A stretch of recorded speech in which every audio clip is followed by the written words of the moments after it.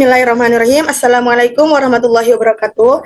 Perkenalkan, nama saya Supriyati dengan NIM 6424071 dari kelas 643A25.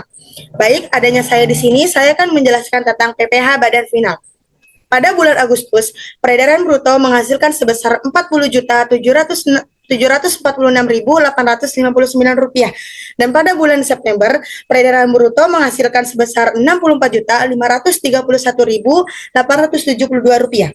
Dan pada bulan Oktober, peredaran bruto menghasilkan sebesar Rp96.706.224. Sedangkan pada bulan November, peredaran bruto menghasilkan sebesar Rp89.079.042. Dan pada bulan terakhir yaitu bulan Desember, peredaran bruto menghasilkan sebesar Rp75.908.563. Peredaran bruto dari bulan Agustus hingga bulan Desember itu dijumlah semuanya sehingga menghasilkan Rp366.972.560. Peredaran bruto pada bulan Agustus dikali dengan PPh final yaitu 0,5% yang harus dibayar sehingga 47.746.859 dikali 0,5% sama dengan Rp203.734. Sedangkan bruto pada bulan September sebesar Rp64.531.872 dikali dengan 0,5% mendapatkan angka Rp322.659. Sedangkan pada bulan Oktober, peredaran bruto yakni Rp96.726.224 dikali dengan 0,5% sehingga menghasilkan angka Rp483.831.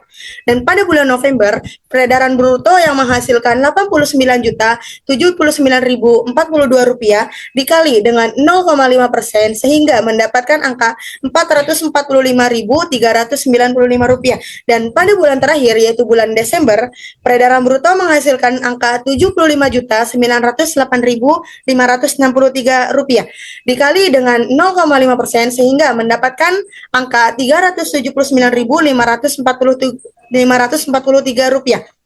Setelah dikali 0,5% pendapatan dari bulan Agustus hingga bulan Desember PPh finalnya itu maka dijumlahkan keseluruhannya sehingga mendapatkan hasil Rp1.834.863.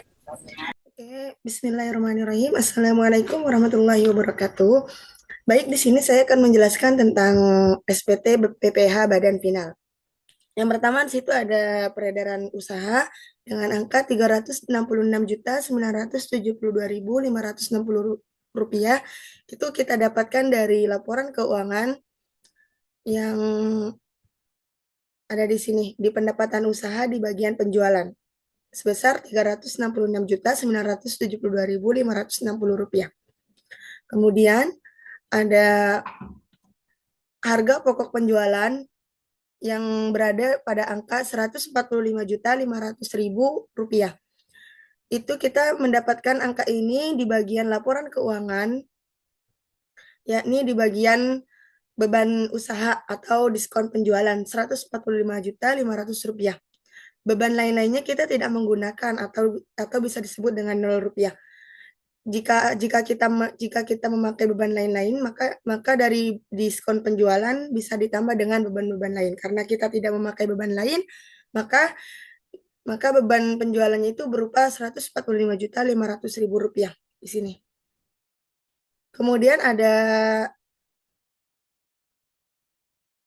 Kemudian kita ada biaya usaha lainnya sebesar Rp190.196.000.